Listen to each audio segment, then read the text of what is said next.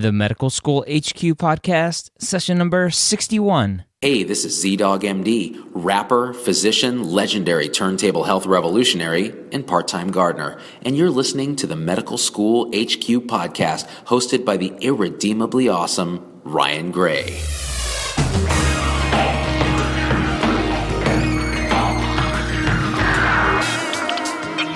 Welcome back to the Medical School HQ podcast. Whether you're pre-med lost on your journey or a medical student discouraged on your path, we're here to help encourage, motivate, and enlighten you about why you're choosing to join one of the best professions in the whole entire world. We're here to guide you on your path to becoming a physician. Welcome back, folks. I'm your host, as Z-Dog said, Ryan Gray. I'm a physician in the military, but as I said in episode 1, and I'll just reiterate it now, what I do here has nothing to do with the military, so take that for what it's worth. I come on this after work, and I interview all these people. This is episode 61 straight weeks. We've done a podcast for you guys. Every Wednesday we release it, so I hope you've enjoyed. Allison and I come home from work, and we interview awesome people. We work on the website, we work on the academy, and we thoroughly enjoy it. And I think you guys thoroughly enjoy it too, because we keep getting amazing reviews from people in the iTunes store where you can go and leave a review. If you haven't yet, medicalschoolhq.net/iTunes will take you there, and you can leave a rating and review. We had 2 this week, one from Anani1233, who said, so enlightening. And Kosker said, great resource, helpful information for any pre-med. Thank you to those two, for those 2 ratings and reviews in the iTunes store. You can also, I know a lot of people, I think last time I looked, about 120 people have the Medical School HQ podcast in their Stitcher playlist. Do you know you can leave a review in Stitcher too? I don't know how to do it. I don't use Stitcher, but I think you can do it right in the app. So check it out and leave a review there, and I'll see if I can find out who leaves those reviews and mention you guys on the podcast as well. Today, I have an interview with a 4th-year medical student at Midwestern University Chicago College of Osteopathic Medicine. Now, Rebekah Costello blogs at drandmom.blogspot.com. Easy for me to say. I reached out to her because I've had a ton of listeners mention that they want to hear what it's like to go through medical school as a female, as a woman with children. And I've been trying. There's actually a great website out there called mothersinmedicine.com, and it's a whole bunch of different women that are pre-medical students. I'm just looking at the list here. A neurologist, a resident, OBGYN, PM&R, neurosurgeon. It kind of runs the whole gamut. And it's a blog all about their experiences being in the medical profession as mothers. So I reached out to them and actually didn't go anywhere with them, but I found Rebekah's story and wanted to talk to her. She's a very non-traditional student. I think she went through 7 different higher education institutions before finally landing at Midwestern University. She started medical school, I think, at the age of 35 and had 3 children. Now, for traditional medical students out there and traditional pre-med students out there, just think about that. Starting probably what is one of the toughest stretch of 4 years of your life with 3 children. Now, before you go running away, if you're a guy out there listening to this, don't go anywhere, because this podcast really isn't about having children in medical school. This podcast is about how to prioritize how to schedule your time, how to understand what is important to you and what's not important to you, and being okay with putting aside some of the things that aren't that important to you, even though your classmates might be gunning for those things. So this podcast really superficially is about children, but it goes much deeper than that. So even if you're a guy, please stick around and listen to the advice that Rebekah has to offer. We go through everything, how she survived pre-med with children, how she went on her interviews and talked about the children, and actually having the interviewers kind of doubt her and put doubt into her head about starting medical school with children. So we talk all about that, all about how she's done it. Obviously, she's had tremendous support from what sounds like an amazing husband, and I'm sure that would have been a lot harder if he wasn't around. So stick around, take a listen, and at the end, we'll do a little wrap-up. We start off by talking about when she knew she wanted to be a doctor. The idea was first broached to me when I was actually pregnant with my son. When I came back to undergraduate and was majoring in biology and psychology, I thought I wanted to go into genetic counseling. And so I was pursuing my biology degree to be eligible to do that. And as one of the requirements for admission, you have to spend some time shadowing a genetic counselor. They recommend you do that. They recommend that, much like getting into, medical school, so you kind of know what you're getting into. And when I did that, I spent the summer with them. And at the end of the summer, they asked me, they said, if you need anything else, if you want to do anything, just let us know. We're more than happy to help you. And I said, I'm going to have to talk to my husband because this is not what I thought. I kind of had this idea in my head of what I thought the job would look like. And when I saw the actual job, it wasn't what I thought it was going to be. And they said, well, what is it? What did you think? And I said, these people are walking into your office and you don't know what they know or what they understand or what they expect before they walk in. You spend a really good 15 minutes with them because you're bolstering their spirits and you're telling them, they're at a low risk for, X, Y, or Z, or there's very low chance that they'll pass something on to their children. Or you're potentially spending a very bad 15 or 30 minutes with them. And then you're sending them on their way and you never see them again.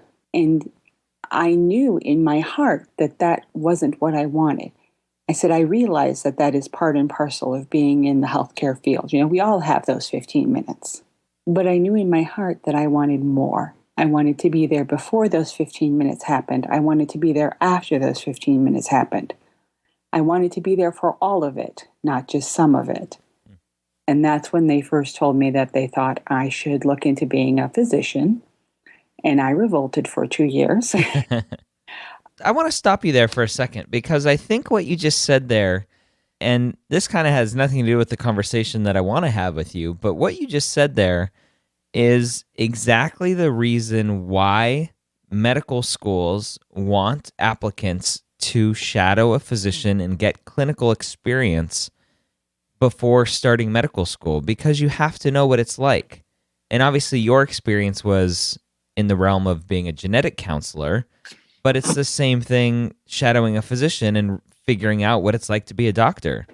And it's okay to take that experience and go, you know what, this isn't really what I thought it was. I thought it was going to be more like Dr. House on the TV show, and it's really not. So I don't like this, and it's okay to step away like you did. Exactly. And I think, it took some soul searching and I looked at, everything. I looked at getting my PhD in various biological sciences because I love biology. I love physiology. I love pathology. I just love the way the human body works. It just fascinates me how we all get put together and we all, walk this earth on two legs. It's just fascinating and amazing to me. And it's exciting to learn. And exciting to try to help people when things go wrong.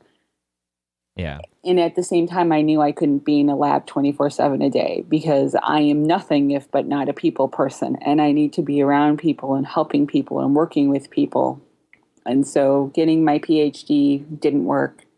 I thought about getting my PsyD, and that wasn't going to work either, because that gave me my people, but that took me away from the science and the biology that I love so incredibly much. Mm-hmm. So really, it came down to, this is my journey, this is my path, and I got whacked up beside the head enough metaphorical times to understand that it finally got through my thick skull. So you mentioned that you were married and you had a kid on the way. So either you got married very young and had a baby very young, or you were kind of a non-traditional student at that point. I was a non-traditional student at that point. Yes, I was a non-traditional student. My husband and I did get married fairly young for this generation, I would say. We'll be celebrating our 17-year wedding anniversary next month. So yeah, we've been married Congrats. a while. So we got married fairly young. And we did start our family, fairly young for people starting a family. My oldest is a freshman in high school. Okay. So we did start our family fairly on the younger side. So I guess we were kind of, I did things backwards and in reverse. That's okay. And it's working out for you. And that's kind of what I want to talk to you about today. So you had this epiphany, or others forced it upon you, and you finally realized it for yourself, that you should go to medical school and that you should be pre-med. But you were having a child at that point, or had one at that point. What was that like, going through the pre-med process as a mother? I actually got to avoid most of that, because I did not officially decide until January of 2004 that I was going to do this. And I graduated from my undergraduate in May of 2004. So I was only officially a pre-med for 5 months. So I kind of avoided most of it, unfortunately. I did go through the master's program at Midwestern, kind of as definitely more of a non-traditional student. And that is a little bit different. You have to have a different focus, and you have to really know that 100% for sure this is what you want. But even going through undergraduate classes as an older student, with a non-traditional student, it's a challenge. It definitely was a challenge, because upper level biology classes are not easy, and I had to take microbiology, which that really challenged me at my undergraduate institution, and it really kind of pushed me to my limits. And so it challenged you. What did you do to support yourself, or what kind of support did you have while you were going through that? My husband, I've been extremely fortunate. My husband's always been kind of 100% behind me, and always 100% into whatever we have to do to get where we need to be. And so, when I needed to, if I needed to study a little bit more or focus a little bit more, even then I knew I'm kind of more of I myself personally am a kind of a combination learner. Sometimes I learn better audio. Sometimes I learn better kinesthetically. Sometimes I learn better, visually by seeing something done. And so at that time, I would record the lectures, because she encouraged us to record the lectures, and I would listen to them again, and I would fill in gaps in my notes, and which is a very time-consuming process. And around exam time, my husband would take a little bit more of the load, and I would take a little bit less. And in between exams, I could pick up, a little bit more of the mom duty, and he could take a little bit less. So it's kind of that give and take, that balance of knowing that, sometimes I can do more, sometimes I can do less, sometimes you'll have to pick up a little bit more. And the planning, I honestly think the best thing we did before I started medical school was we got a 20 cubic foot freezer, and that thing has been a lifesaver. But even back then, I would try to, do things like on a slower weekend, or if I knew I had a test coming up that week, say, Friday, and it was the weekend before, making something like a big pot of spaghetti or a big pot of chili, something that I wouldn't necessarily have to sit down in the evening and make a meal from scratch. Because, you can't always eat out. It's not always it's not the most healthiest option, and B, it's not the most cost-effective option, especially if you're feeding a family of, at that time, 3, almost 4. It's not always, the best option to do. And, it's hard. You feel silly eating out for young kids. And it's a waste of, you want to go to a sit-down restaurant, you sacrifice time, and you don't necessarily want to have, fast food too often either when they're younger. So it's kind of a balance of trying to have something on hand that you can have quickly, that you don't have to sit down when you come home if you've got a test the next day and spend 45 minutes to an hour making dinner. Yeah. So it sounds like the planning was a huge part of it. And then it sounds like your husband was amazing, and there was a lot of teamwork involved there. Yes, teamwork has definitely been the key. Has there been any times where the stress kind of gets to you? And obviously relationships aren't always perfect, but how have you worked through that with your husband? I think the hardest part for me was probably my first year of medical school, because during that time, my son was in 2nd grade and he was doing his first communion, and his first communion was right after, literally the weekend after our finals week. And it was so stressful for me as a mom, because I think as moms, we think we have to, at least me as a mom, and I'm sure other moms out there are equally like this. You feel like if there's a party or if there's an event for one of your children, you have to oversee it. You have to, plan everything. Everything has to be executed perfectly. It's the moms that do it. It's not the dads. Mm-hmm. It always seems, it's a mom thing to make sure that all goes off, fairly seamlessly. So for me, the hardest part was, and that did cause a lot of strife between my husband and I, because I was like, well, why aren't you doing this? This needs to be done. We need to get this done. We need to get that done. We need to get, the cake needs to be ordered. We need to think about where we're getting the cake. We need to figure out, we need to let the appropriate people know. We need to do this. We need to do that. And he's like, I got it. Yeah. The guy's mind doesn't run through that whole list. Not quite the same way. Yeah, our minds do not work the same way. And it was really hard. And,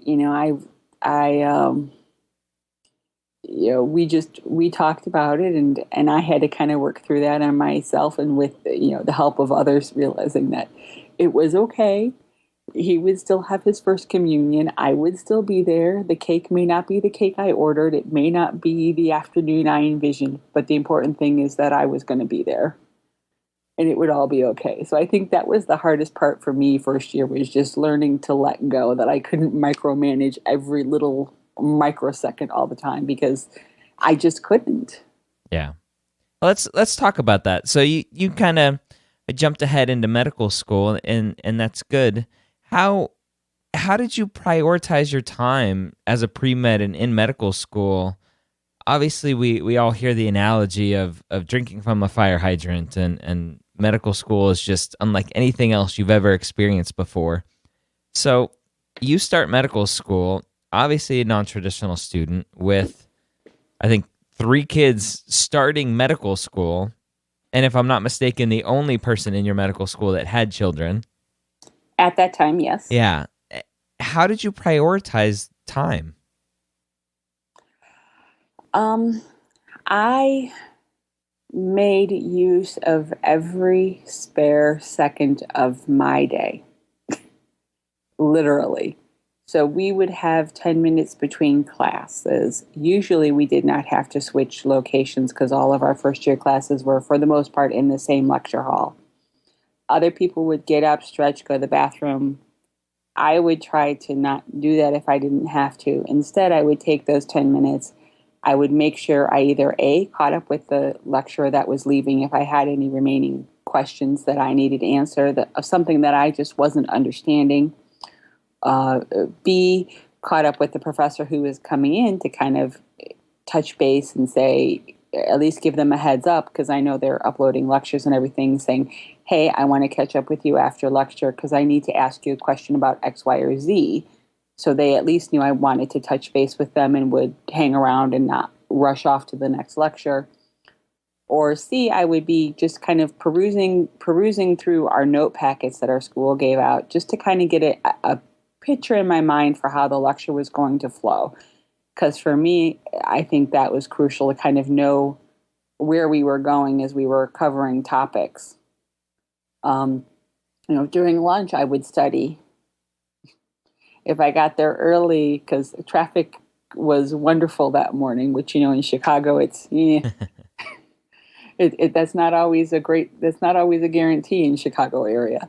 But it was just making use of every spare moment of my day. I did have a digital recorder, so I would make myself audio flashcards. Like I would say the word or the phrase and then pause and then say the answer, and I would listen to that on the way down or listen to a lecture on the way down.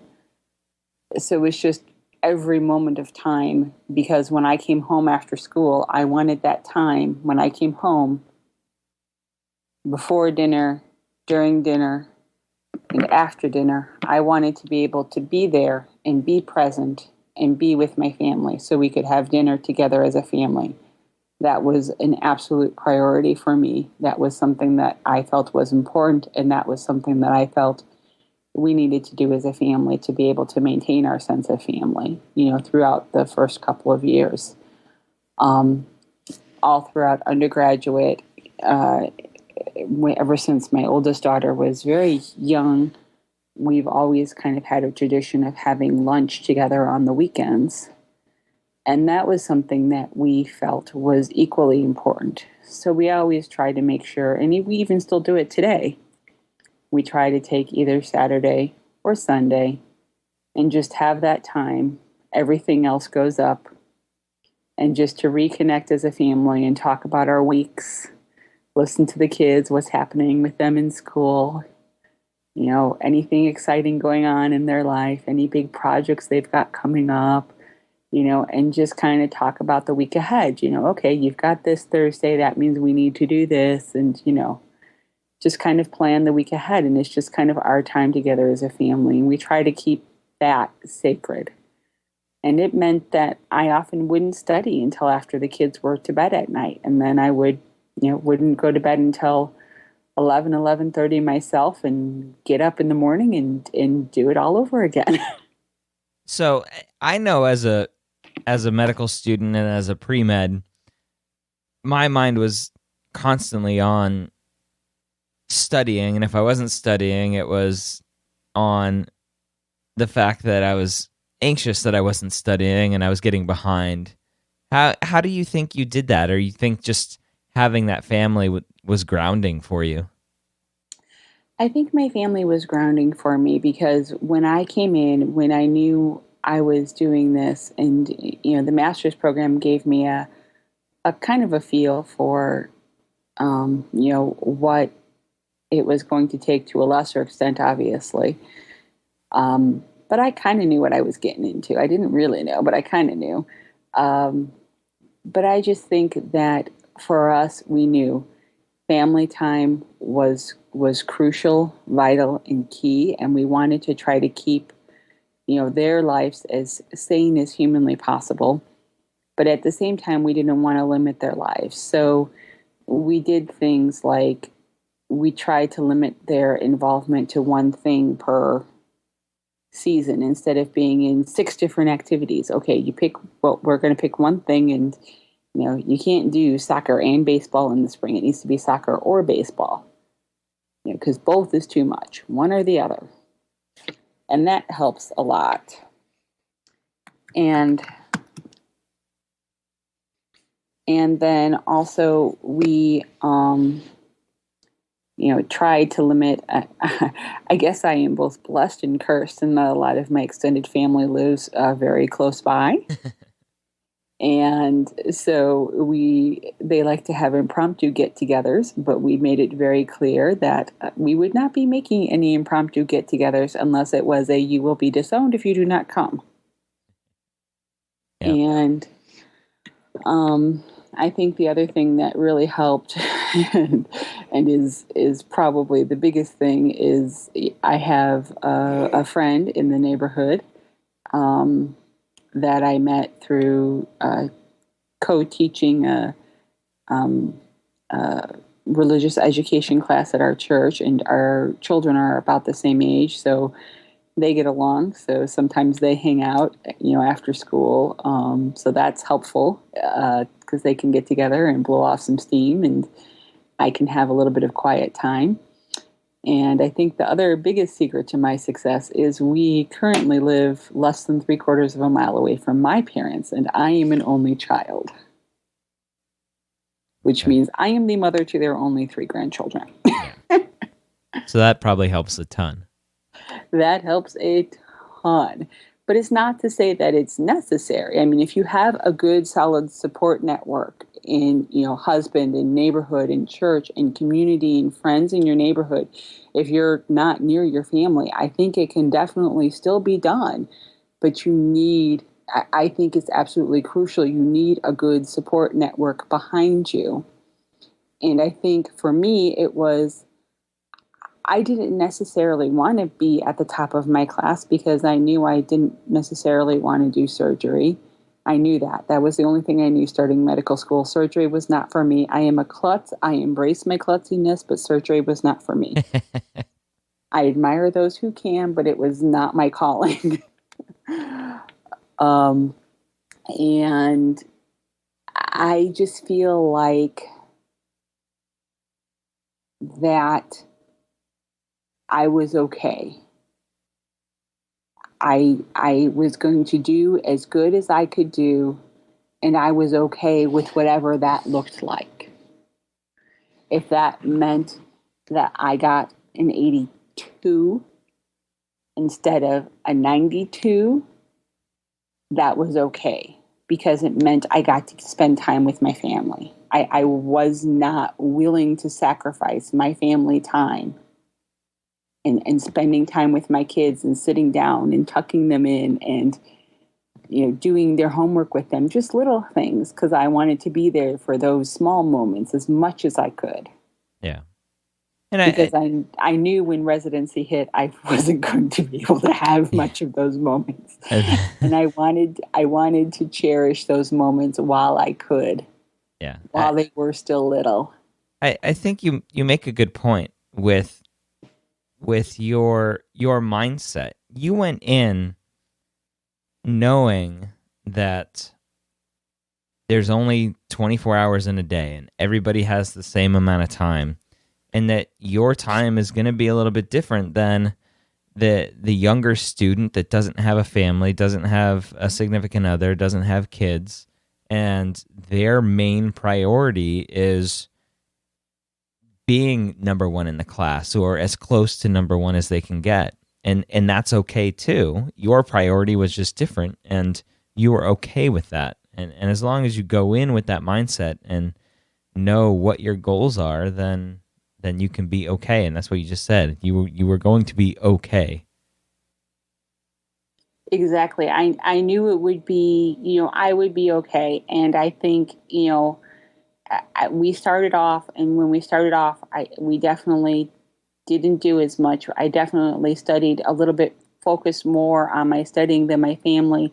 But kind of once I got my feet under me, and once I knew I could handle things, and I think that's one thing that worked very well, at least for me at Midwestern, is that we do have that early start where we have 4 weeks of classes kind of before we ramp up to full schedule, and we have anatomy lecture, but we don't have anatomy lab yet, and we don't really have the full breadth of classes that we have start post Labor Day. So it kind of enabled me to get that pattern down, to get that study schedule down before things got crazy. So it wasn't like day one, I went in and it was full steam ahead. I kind of got to ramp up a little bit for 4 weeks before the real craziness hit. And for me, I think that was an incredible blessing because like I said, it just enabled me to kind of get a sense and to get my family in that routine without having all of the craziness thrown at us all at once. Yeah. Now, you did your master's at Midwestern as well? I did. And so was that a linked program where you did your master's and that was an automatic acceptance into the medical school? It was not an automatic acceptance. No, it was not guaranteed that you would be accepted. In fact, I was put on the wait list. Okay. And I got in off of the wait list. Oh, That's awesome. There were provisions in place that allowed you an interview, but it was not one of a linked program where you got a guaranteed acceptance. Okay. So that's kind of good because I wanted to ask you a question about interviewing at schools and what it was like to interview at schools, and did the fact that you had children come up in those interviews, and how did you integrate that into the conversations? The fact that I have children did come up in the interviews, but I've always been very straightforward about the fact that I have a family because my family is part of me. And, it was expressed to me the concerns of how are you going to handle this? And, I told them kind of the same answer I told you. I have a very supportive husband, and, we know that we're going to have to limit, kind of pare down on what we do outside of our house. And we live very close to my parents, who are very supportive and behind me 100% in this journey.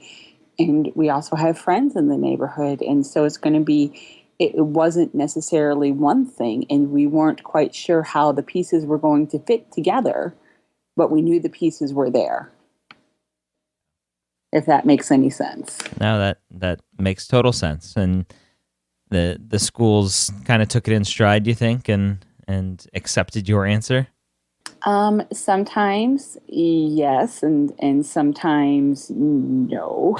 And I think it depended on the interviewer. Some interviewers were like, "But you have kids." And it's like, well, yeah, I have kids, but I'm not the first person to do this with children, and I certainly won't be the last person to do this with children.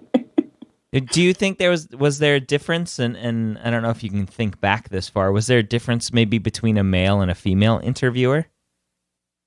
I think the female interviewers were harder. Yep. I've heard that from many people about female interviewers being harder about other women having children and families and stuff. But, as I've also said about this path, I was also fortunate. My kids were older. I mean, like I said, my youngest was 4, my first year of medical school. So I had children that were sleeping through the night. Mm. I had children that were all potty trained by that point in time. And the 10-year-old my oldest was 10 at the time. She could actually kind of halfway make her own peanut butter and jelly sandwich, and occasionally make one for her younger siblings as well if we needed to make lunch. But we just they were older. They were a little bit more independent. They didn't require as much mommy time. But I've seen people in my class have babies over the last couple of years, so I know it can be done even with babies during medical school. It just sleep is a very precious thing. Yeah. What do you think helped? The fact that you were a mom and you had children, how did that help while you were going through medical school?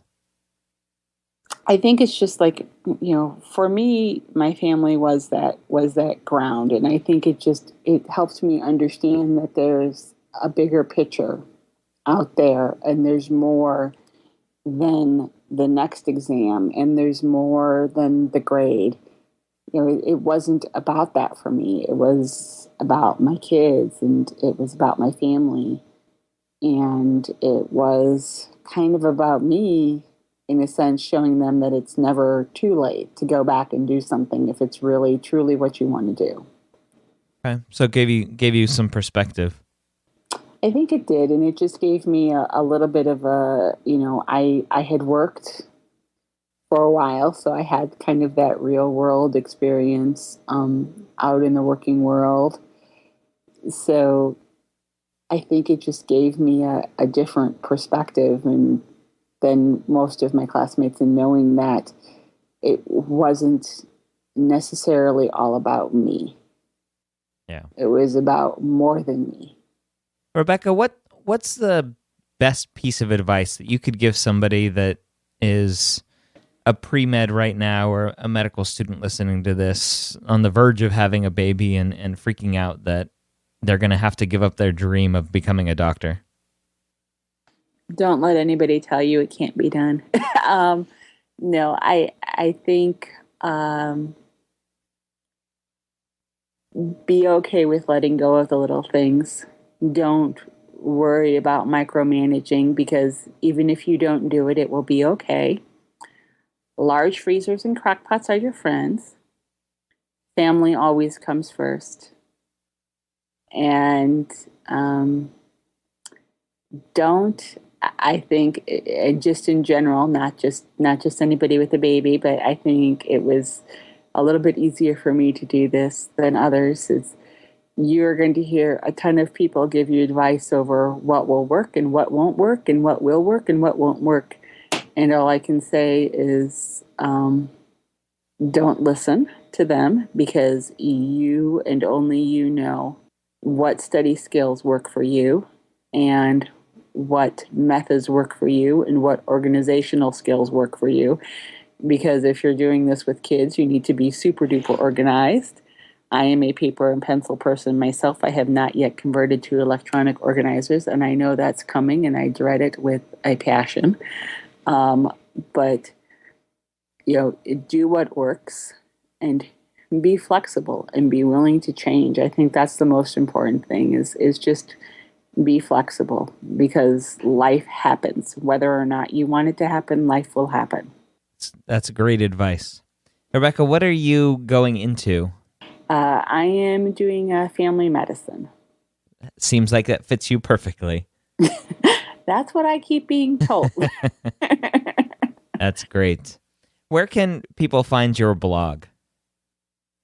People can find my blog at drandmom.blogspot.com. All right. I'll have a link for that in the show notes, so people don't have to write it while they're driving. Any last parting words of wisdom, Rebekah? Don't lose sight of who you are. I think I am very much the same person I am today as the first day I walked through medical school doors.